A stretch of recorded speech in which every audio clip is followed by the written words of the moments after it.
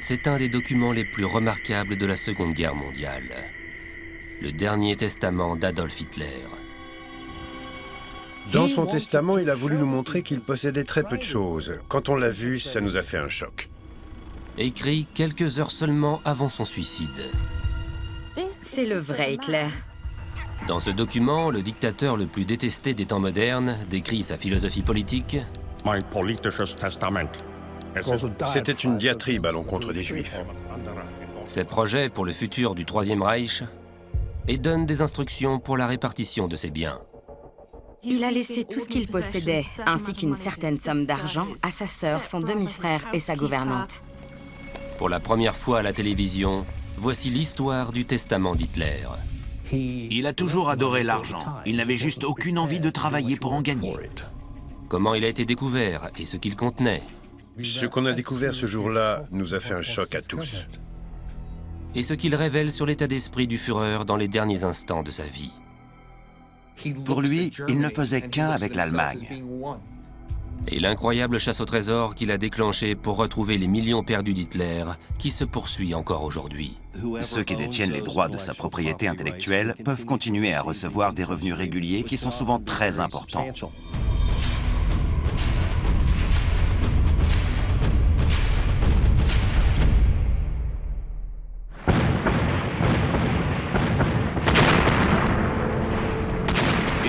City and town, the Nazis fight back with furious desperation. Avril 1945. L'armée russe atteint Berlin. Adolf Hitler et son entourage d'officiers nazis trouvent refuge dans le bunker du Führer. La fin est proche. On the final lap of their drive on Berlin, Russian troops send the Germans reeling. Juste avant l'aube, le 29 avril, Hitler rassemble ses plus proches collaborateurs et employés et il épouse sa maîtresse, Eva Braun.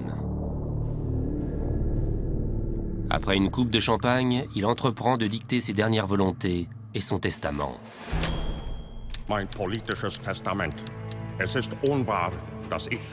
Il crée ainsi ce qui deviendra un des documents les plus passionnants et les plus importants du monde, sur lequel repose son héritage et le futur du Troisième Reich. Quelques heures plus tard, il meurt à l'âge de 56 ans. This is London Court.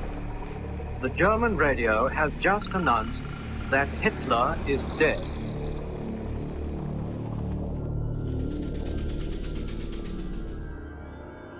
Deux jours plus tard, quand les Russes parviennent enfin à pénétrer dans le bunker d'Hitler, ils découvrent à quoi ont ressemblé les derniers jours du Führer. Le luxe et l'opulence avaient disparu depuis longtemps. Ils ne trouvent aucune trace de son testament.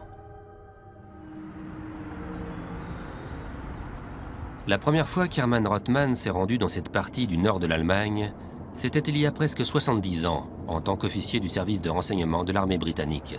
Je pensais que ça me ferait bizarre. C'était en 1945 et nous sommes en 2013. C'est comme si je découvrais un nouvel endroit que je n'avais jamais vu. Ce lieu servait autrefois aux Allemands de camp pour les prisonniers de guerre, Stalag 11B. Les troupes alliées y étaient incarcérées dans des conditions épouvantables. Le camp a été libéré pendant l'été 45 et a servi de camp d'internement à l'armée britannique pour interroger les nazis présumés. C'est ici que s'est retrouvé le jeune Hermann Rothmann quand il faisait partie d'une équipe de renseignement germanophone pour l'armée britannique. On a décidé de qui allait rester dans le camp et de la suite des événements. Certains étaient francs et ouverts, et d'autres non. Ils ne voulaient pas nous dire ce qui était arrivé. Il fallait qu'on devine s'ils nous disaient la vérité ou non. Rothmann était encore plus motivé que la plupart de ses collègues pour trouver les menteurs. Juste avant que la guerre éclate, ce juif allemand s'est réfugié en Grande-Bretagne. Mon père a été emmené dans un camp de concentration. Quand je l'ai su, je me suis mis à pleurer. Je savais que je ne le reverrais jamais. Pour les gens comme moi, les réfugiés juifs, il était très important qu'Hitler soit battu le plus vite possible. Et c'est pour ça que je me suis engagé dans l'armée dès que j'ai eu 18 ans. En 2 ans, le sergent Rothman est devenu un expert pour démasquer ceux qui tentaient d'échapper à la justice d'après-guerre. Il a identifié de nombreux nazis haut placés. C'est pour cette raison qu'un de ses supérieurs l'a appelé pour l'aider à résoudre un casse-tête à 5 heures du matin. On m'a dit de venir immédiatement. J'ai demandé quelle était l'urgence et on m'a dit « Je ne peux rien vous dire au téléphone, venez au plus vite ». Les collègues de Rothman sont en train d'interroger un Allemand habillé comme un civil. Ils pensent qu'il cache quelque chose. Il détient des documents suspects et prétend être journaliste, en train d'écrire un article à propos des derniers jours d'Hitler. Il dit vouloir travailler avec les Alliés. Il a déjà été fouillé, mais ses interrogateurs ne sont pas satisfaits. Un des hommes de notre unité avait été tailleur autrefois. Il a immédiatement vu que quelque chose clochait. Les épaulettes de sa veste n'étaient pas normales. Il les a arrachées et a découvert des documents.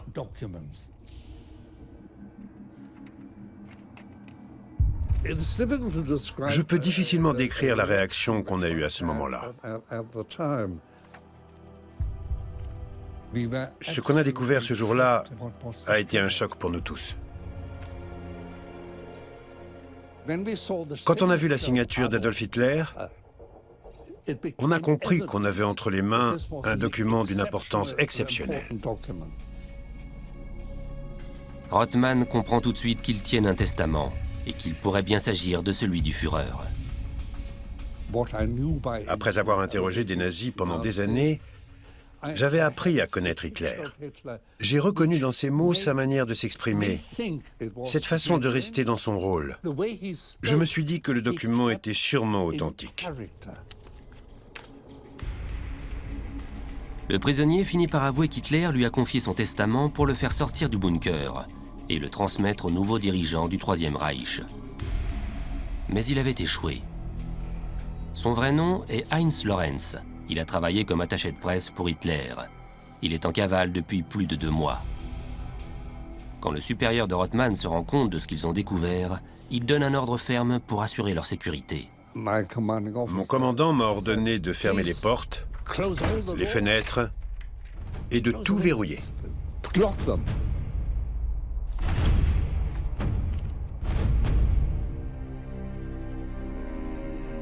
Derrière ces portes closes, Rothman et le reste de son équipe entreprennent la traduction du testament. Il était écrit sur du parchemin et divisé en 2 parties. D'un côté, la partie privée, dans laquelle il expliquait qu'il souhaitait léguer ses biens, aussi minimes soient-ils, au Reich, et de l'autre, son testament politique, qui était bien sûr une diatribe à l'encontre de ceux qui avaient causé la guerre, le peuple juif. Mein politisches Testament. Es ist unwahr, dass ich oder irgendjemand anderer in Deutschland... Dans la section politique du testament, cette satire de 5 pages contre les Juifs est suivie de la nomination d'un nouveau gouvernement nazi. Hitler exclut du parti nazi ses anciens hommes de main, Göring et Himmler, pour déloyauté. La deuxième section, le testament personnel d'Hitler, fait 3 pages. Il comporte 350 mots. Il décrit un Führer aux moyens très modestes, donnant l'impression qu'il était presque ruiné.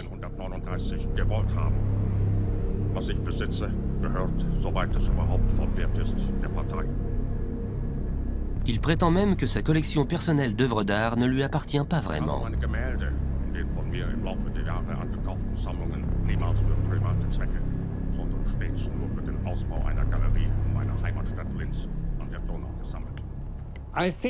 Je pense que le testament privé était aussi destiné au peuple allemand. À travers ce document, Hitler voulait leur montrer qu'il ne possédait pas grand-chose. Je me suis toujours dit que c'était sa première intention.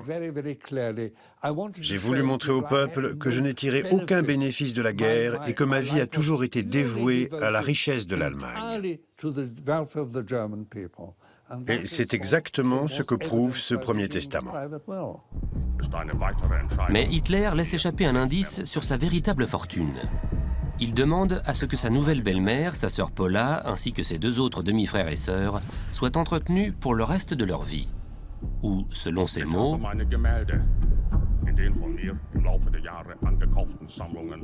mais à aucun moment dans son testament, il n'explique d'où proviendrait cet argent. Il cite uniquement le nom de l'homme qui devra s'en charger, Martin Bormann, le secrétaire particulier d'Hitler, lui-même nazi.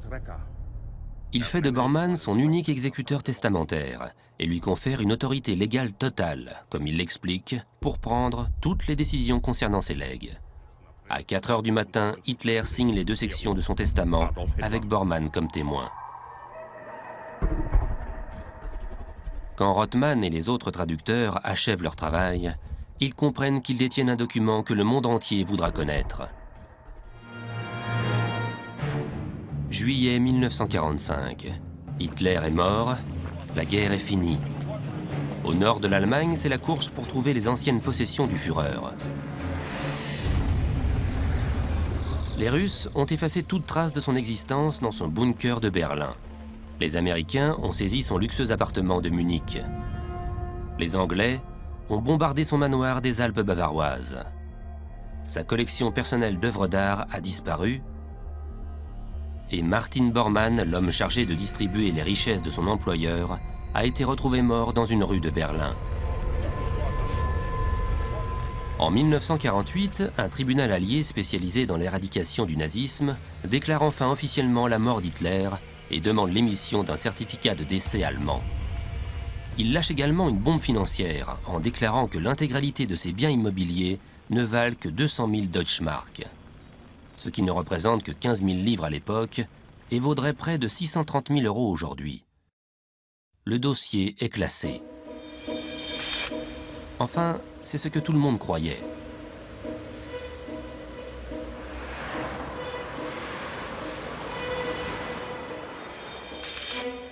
À Munich, la ville où Hitler a fait ses preuves, les archives gouvernementales abritent des secrets de l'ancien dirigeant allemand que très peu de personnes ont vus.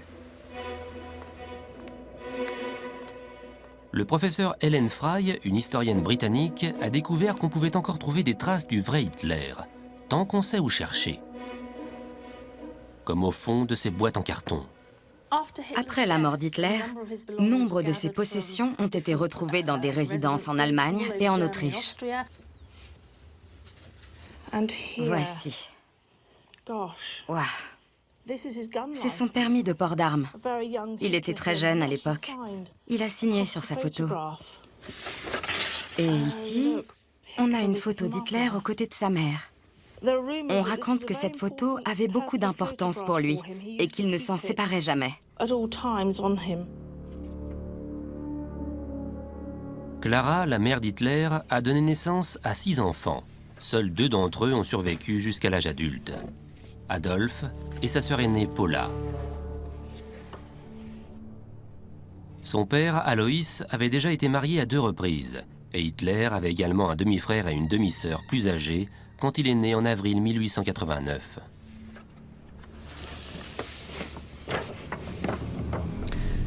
Ah, voilà. Regardez ce document. Cette boîte contient bien plus que des souvenirs de famille. Voici le testament original, enfin le premier, de 1938. Hitler avait prévu une première fois la distribution de sa fortune. Il a écrit ce premier testament à la main à l'âge de 50 ans, alors qu'il dirigeait déjà l'Allemagne. Il était convaincu qu'il mourrait jeune d'une maladie grave, tout comme ses 2 parents quand il était encore enfant. Mais contrairement à son testament final, celui-ci fournit davantage de détails financiers. Fräulein Eva Braun, München, auf Lebenszeit monatlich 1000 Mark. Also jährlich. Il nomme ses héritiers ainsi que la somme exacte qu'il souhaite leur léguer. Dresden, auf Lebenszeit monatlich 1000 Mark. C'est le vrai Hitler. Il détaille ses possessions et laisse une certaine somme d'argent à sa sœur, son demi-frère et sa gouvernante. Il lègue 1000 marks par mois à sa sœur Paula, ce qui représenterait 190 000 € par an de nos jours. Les autres membres de sa famille, ainsi que ses employés, devaient également recevoir une belle somme. Si Hitler était mort en 1938, il aurait fallu environ 20 000 livres sterling de l'époque par an pour couvrir ses frais, ce qui représenterait 1 500 000 € de nos jours. Cela veut dire qu'il était déjà riche avant le début de la Seconde Guerre mondiale. Ce testament nous donne aussi une image très différente du Führer que celle du testament de 1945. Pour Chris Wheaton, un écrivain qui enquête sur la fortune d'Hitler depuis des années, il était encore plus riche que tout ce qu'on a pu croire, et tout ce qu'on croit encore. Pour utiliser des chiffres de notre époque, il devait dépenser l'équivalent de 30 à 50 000 € par an pour maintenir son mode de vie. Mais à partir de 1944, il était passé à plusieurs milliards de Reichsmark, ce qui représenterait des milliards d'euros aujourd'hui. Mais l'opinion de Chris Wheaton soulève une grande question. Comment Hitler a-t-il pu passer d'une vie très modeste à celle d'un milliardaire en moins de 10 ans? Der Führer hat das Wort.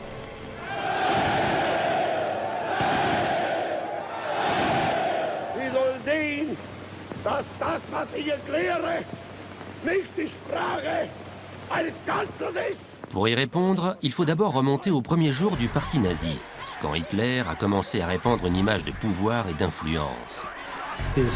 Son papier à lettres portait une en-tête prétentieuse, la chancellerie d'Adolf Hitler. Et ça, c'était au début des années 20, bien avant qu'il arrive au pouvoir. Hitler comprend vite que les gens sont prêts à payer pour le voir, ou pour l'entendre parler. Mais dès le début, il induit en erreur ses partisans. Il avait l'habitude de dire qu'il n'était pas payé pour ses discours. C'est ça, oui. Il disait aussi qu'il n'avait pas de compte en banque. Et pourtant, sur son papier à lettres, juste en dessous de chancellerie, on avait son numéro de compte. Mais l'argent gagné lors de ses apparitions publiques n'est rien comparé à ce qui va suivre. En 1923, Hitler est envoyé en prison pendant 9 mois pour avoir essayé de renverser le gouvernement allemand. Et c'est ce qui va le rendre riche. Alors qu'il purge sa peine, il écrit son énorme diatribe politique, Mein Kampf. Après sa publication en 1925, Hitler a touché des royalties d'environ 10% pour chaque exemplaire vendu. Mais le livre n'a pas connu de succès immédiat. Il existe de nombreuses versions de Mein Kampf. J'en ai sélectionné quelques-unes pour vous donner une idée générale. J'ai apporté la première édition en 2 volumes. Elle était assez chère pour l'époque. 10 ou 12 marks, ce qui représentait une belle somme pour les années 20. Cette édition ne s'est pas très bien vendue. Pour être honnête, ce n'est pas très agréable à lire. Plus tard, ils ont eu l'idée de créer une version populaire. Cette version populaire a porté chance à Hitler. Son message s'est répandu et l'argent a coulé à flot, à tel point qu'il a pu s'acheter une Mercedes de luxe. Il a également imaginé une astuce pour se faire encore plus d'argent. En 1933, alors qu'il est au pouvoir, il décrète que chaque nouveau couple marié recevra une copie gratuite de Mein Kampf de la part du gouvernement. Bien sûr, il y avait beaucoup de mariages. C'est toujours le cas. Et c'est l'État qui payait pour toutes ces copies. Donc, pendant que le gouvernement offrait des livres à tous les jeunes mariés, Hitler récupérait des droits. Mein Kampf a rapporté jusqu'à $1 million par an à Hitler en royalties. C'est l'équivalent de 12 millions de dollars actuels. À la fin de la guerre, 10 millions de copies de Mein Kampf avaient été imprimées uniquement en Allemagne. Hitler se vantait que seule la Bible dépassait les scores de vente de son livre. Il a toujours adoré l'argent. Il n'avait juste aucune envie de travailler pour en gagner. Il aimait en avoir parce que ça lui donnait la liberté de faire tout ce qu'il voulait. Mais l'amour d'Hitler pour l'argent lui a attiré des ennuis. Les autorités allemandes ont vu des photos de sa Mercedes et ont commencé à lever l'impôt de cet homme qui disait gagner très peu. En 1938, Hitler devait déjà 400 000 Deutschmark aux impôts, soit 30 000 livres de l'époque, l'équivalent de 2 200 000 € de nos jours. Il pensait que payer des impôts était indigne de lui. Quand il est devenu chancelier, les autorités, sûrement un peu sous pression, ont dit « Il est raisonnable de penser qu'Herr Hitler, de par sa condition de chancelier, ne devrait pas avoir à payer d'impôts. Nous allons donc prendre tous ces formulaires d'imposition et les détruire. » Mais ils n'ont jamais été détruits. Ils ont été cachés par des fonctionnaires consciencieux. Voici une copie de ces déclarations de la période allant de 1925 à 1933.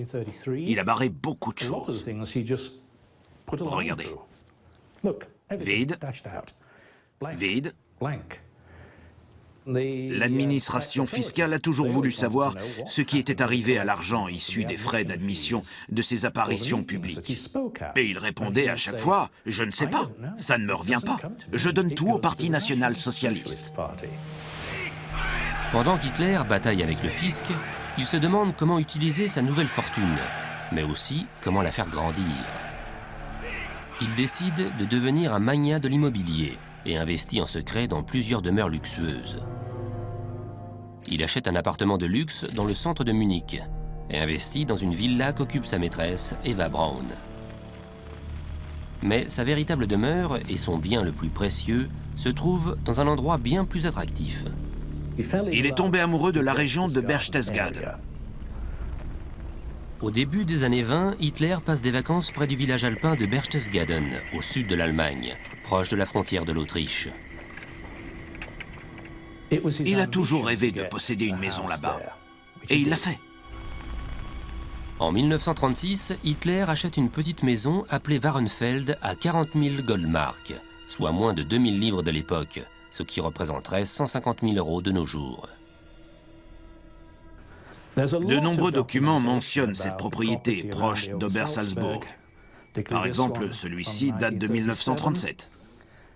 On y voit la maison Wahrenfeld à l'époque où Hitler l'a achetée. C'était la demeure personnelle d'Hitler. Le prix est écrit juste ici, 40 000 Goldmark. Il l'a fait agrandir petit à petit. Il en était très fier. Hitler renomme sa demeure la Berghof et demande une fortune pour la rénover et l'agrandir, environ 30 millions de Reichsmark, l'équivalent de 170 millions d'euros de nos jours.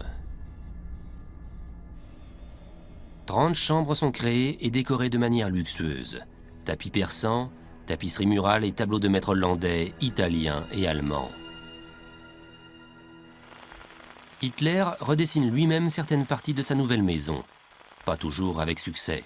Hitler aimait bien se prendre pour un architecte, même s'il n'avait reçu aucune formation. Il a modifié lui-même sa maison pour qu'elle corresponde à sa vision grandiose. Il a fait installer une énorme baie vitrée juste au-dessus de son garage. Donc, à chaque fois qu'on démarrait une voiture, la fumée des moteurs entrait par la fenêtre ouverte. Berchtesgaden était un des seuls endroits où Hitler pouvait venir se détendre avec sa maîtresse Eva Braun. Dès le début de leur relation en 1929, il souhaite que le peuple allemand ignore son existence. Mais ce n'est pas ce qu'elle a prévu. Eva Braun adorait filmer des scènes du quotidien. Personne n'osait jamais lui demander d'arrêter de filmer ou d'arrêter de poser pour la caméra. Grâce à ces films, on a une bonne idée de ce à quoi ressemblait la vie d'Hitler et de son entourage. Quand il commence à passer plus de temps à la Berghof, ses acolytes transforment ce qui était autrefois un petit refuge alpin idyllique en véritable enclave nazie. On peut voir ici sur la carte où était située la maison. Avant, il n'y avait rien autour. Mais en 1944, tous ces points bleus qu'on voit sur la carte avaient quelque chose à voir avec Hitler ou le parti nazi. Il y avait des logements pour les partisans, mais aussi des baraques et des défenses antiaériennes. Tout ce qu'on peut imaginer. En 1944, la petite maison modeste d'Hitler était devenue le second quartier général du Troisième Reich, ce qui lui a permis d'amasser encore plus d'argent.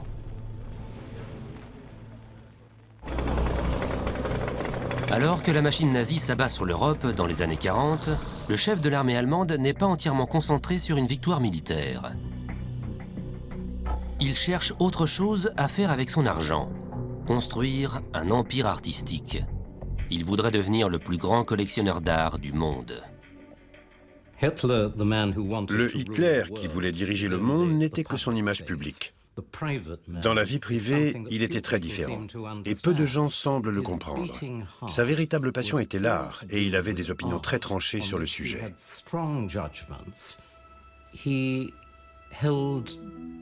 Il organisait des dîners à Berchtesgaden, durant lesquels il discutait librement d'art avec ses généraux.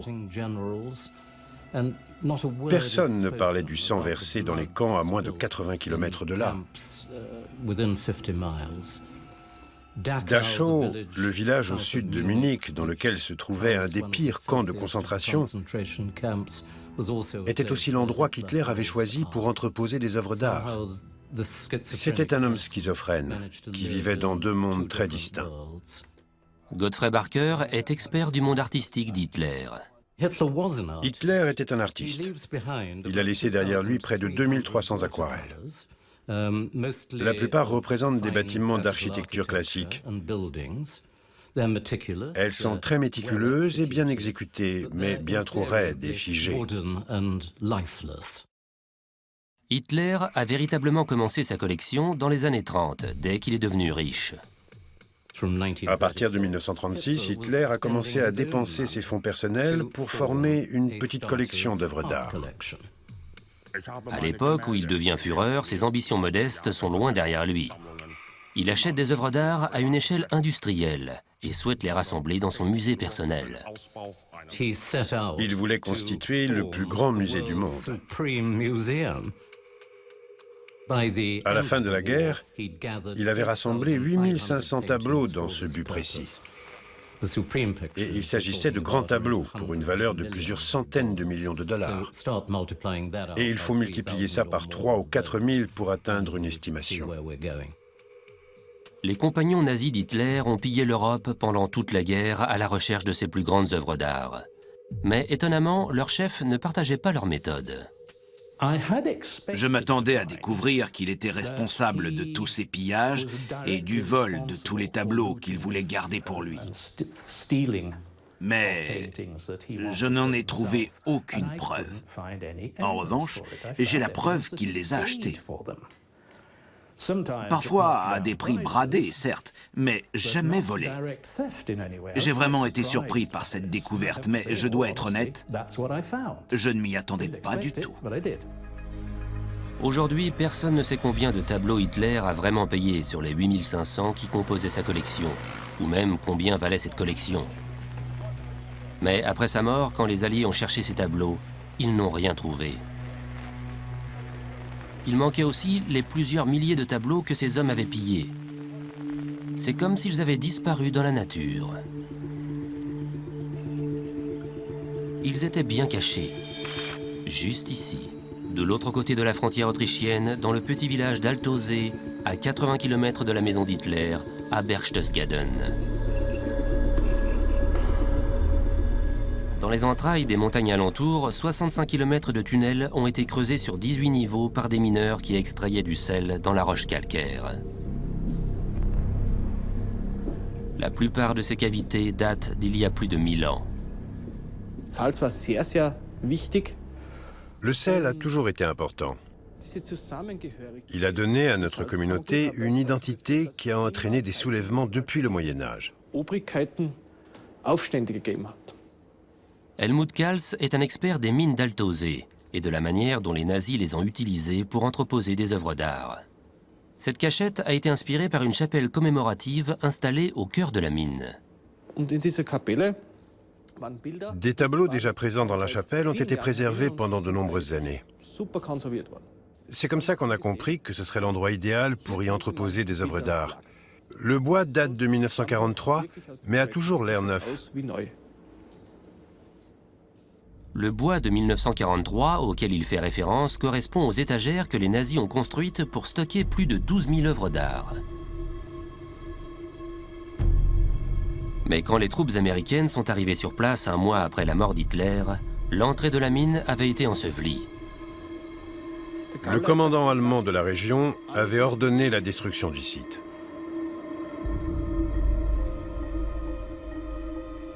l'armée américaine a envoyé une unité militaire spécialisée dans les beaux-arts, les Monuments Men.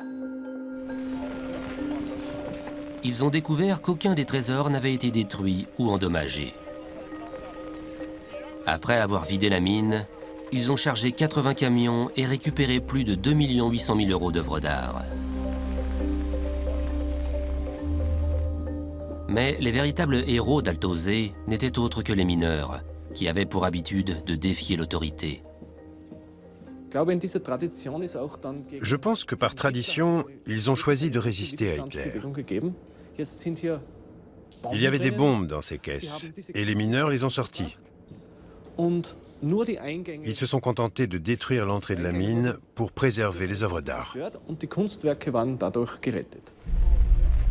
Ce que les Monuments Men n'ont pas tout de suite compris, c'est qu'ils avaient non seulement retrouvé le trésor des pillages nazis, mais aussi la collection d'art manquante qu'Hitler avait payée.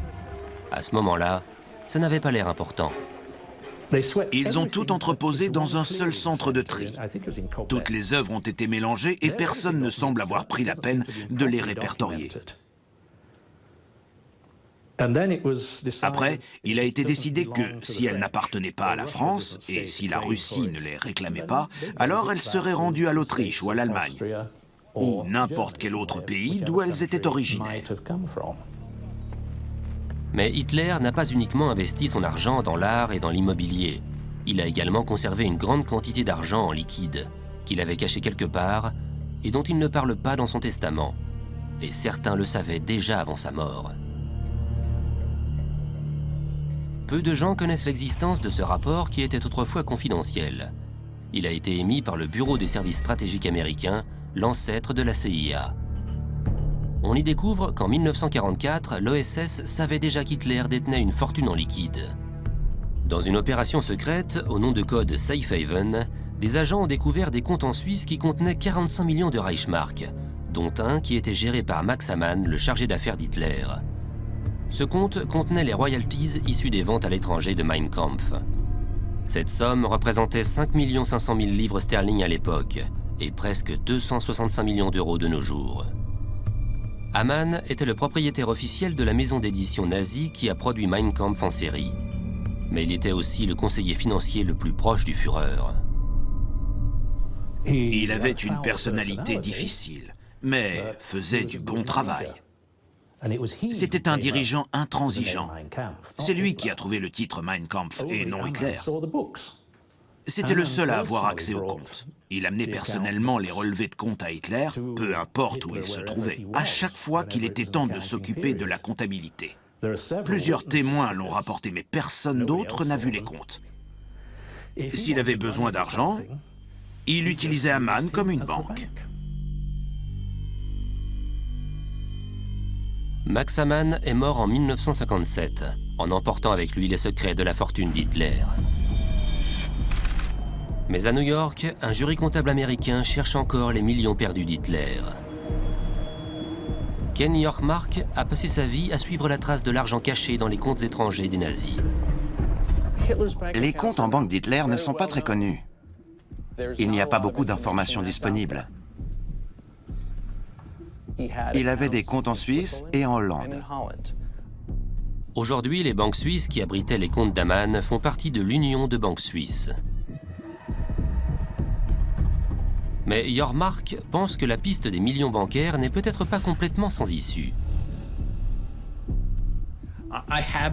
J'ai travaillé sur des affaires pendant lesquelles on a pu recouper des informations remontant à 1937. On pensait jusque-là que ces informations avaient été détruites, mais ce n'était pas le cas. Il suffit de suivre l'argent. Ken Yorkmark n'est pas le seul à essayer de suivre cette piste. La famille d'Hitler s'y est mise aussi. À sa mort, Hitler laisse derrière lui une vingtaine de proches. Paula, sa sœur, était sa plus proche parente et la seule à vouloir récupérer les fonds de son frère. Meinen Geschwistern abzutrennen, ebenso vor allem der Mutter meiner Frau. Le testament d'Hitler stipule clairement que Paula et ses autres demi-frères et sœurs devraient recevoir le nécessaire pour conserver un mode de vie de classe moyenne, ce qui demanderait une belle somme d'argent. Donc, quand les Alliés ont placé l'estimation officielle de son patrimoine à 15 000 livres seulement, Paula Hitler a fait appel au tribunal de Munich en 1948 pour obtenir le contrôle de ses biens et de ses fonds. En 1960, après une bataille juridique de 12 ans, le tribunal a statué qu'elle aurait droit à 2/3 de son patrimoine. Le reste a été confié à sa demi-sœur et à son demi-frère. Mais le tribunal pensait que ce patrimoine n'avait aucune valeur. Et Paula Hitler n'a pas eu le temps de découvrir ce qu'il valait vraiment. Elle est morte en juin 1960 à l'âge de 64 ans, 4 mois après sa victoire. Le tribunal a donc déclaré que tous les bénéfices tirés de la succession de son frère devront être reversés à ses autres héritiers et parents. La question est, qui sont-ils et où sont-ils? Ils auraient le droit de réclamer certains de ces fonds. La banque a l'obligation, après qu'un compte soit resté inactif pendant un certain temps, de chercher à joindre son titulaire pour découvrir s'il est encore en vie. Et s'ils ne parviennent pas à le retrouver, ils ont alors l'obligation de s'adresser à son héritier et de chercher à le localiser. Non seulement les banques n'ont pas réussi à retrouver ses héritiers, mais Ken Yormark pense qu'elles ont aussi dû tirer profit de la bureaucratie bancaire. Quand un compte est abandonné, il revient normalement à l'État et les héritiers ne récupèrent pas l'argent. C'est un gros problème en ce moment en Suisse, où une décision de justice vient de déclarer qu'un compte devait revenir au gouvernement après 62 ans d'inactivité. Cette décision du Parlement suisse a été adoptée en mars 2013. Ce qui voudrait dire que les comptes d'Hitler, où qu'ils soient, sont restés sans mouvement pendant plus de 62 ans. Ces millions secrets ont complètement disparu en toute légalité. Sauf si un de ses héritiers décidait de faire appel. Quelqu'un, quelque part, pourrait avoir des droits sur cette petite fortune. Mais la chasse aux millions d'Hitler n'est pas terminée pour autant. Car même après sa mort, Adolf Hitler gagne encore de l'argent. En 1948, quand les Alliés ont récupéré la plupart des biens et des royalties d'Adolf Hitler, il y a quelque chose qu'ils n'ont pas pu prendre. Il s'agit de son image. Et depuis le début, Hitler a toujours su la vendre. En 1923, il a fait de cet homme, Heinrich Hoffmann, son photographe particulier. Une décision qui les a tous les deux rendus riches. C'est Hoffmann qui a eu l'idée géniale de déposer l'image d'Hitler. À l'époque, personne ne pouvait rien faire sans reverser des droits à l'agence d'Hoffmann, qui était bien sûr récupérée par Hitler. Il possédait les droits d'exploitation de toutes les images d'Hitler, peu importe le support ou le lieu. Ces supports comprenaient l'utilisation du visage d'Hitler sur les timbres-poste allemands. À chaque fois qu'il s'en vendait un, Hitler récupérait une commission. «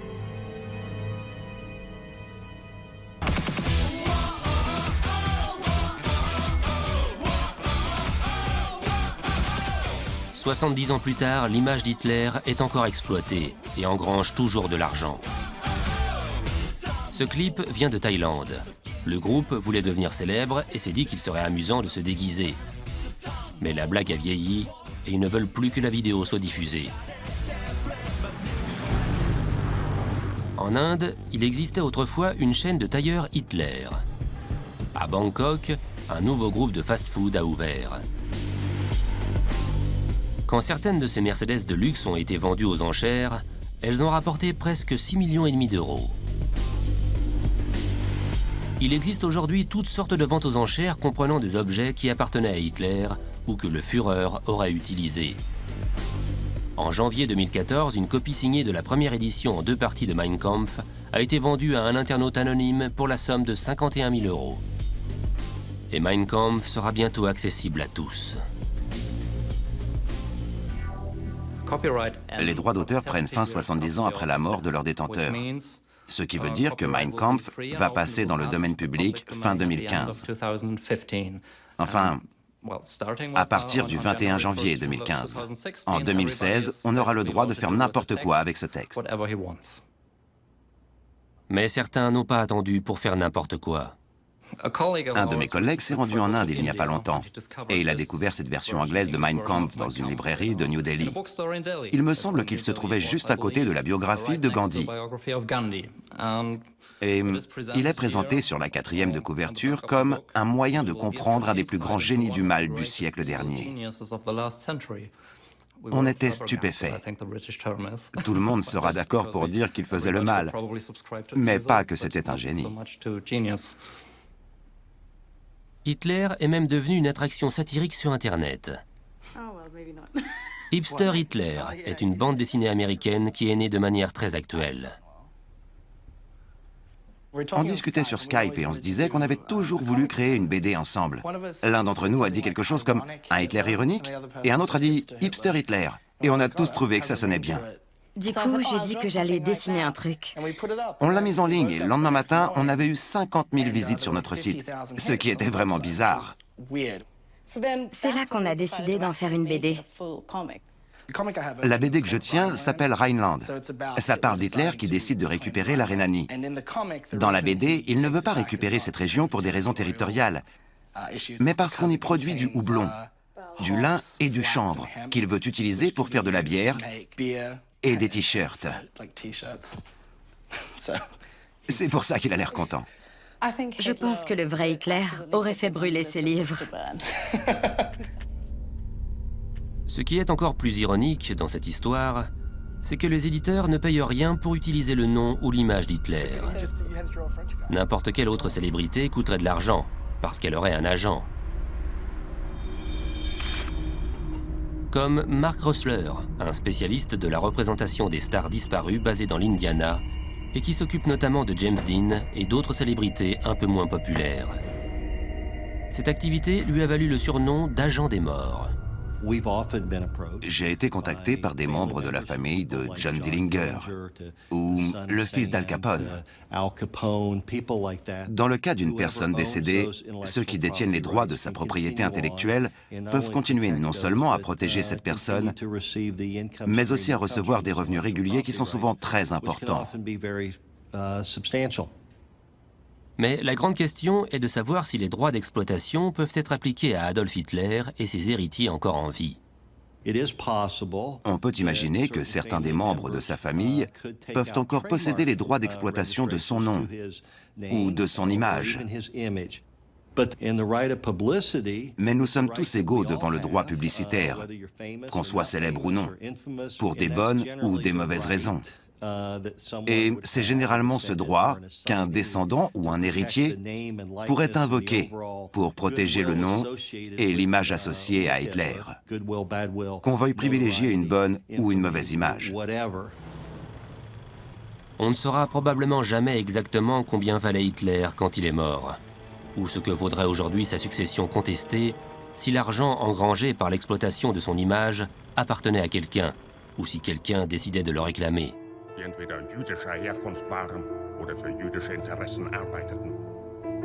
Toutefois, une chose est sûre, le testament qu'il a rédigé en 1945 est sûrement trompeur.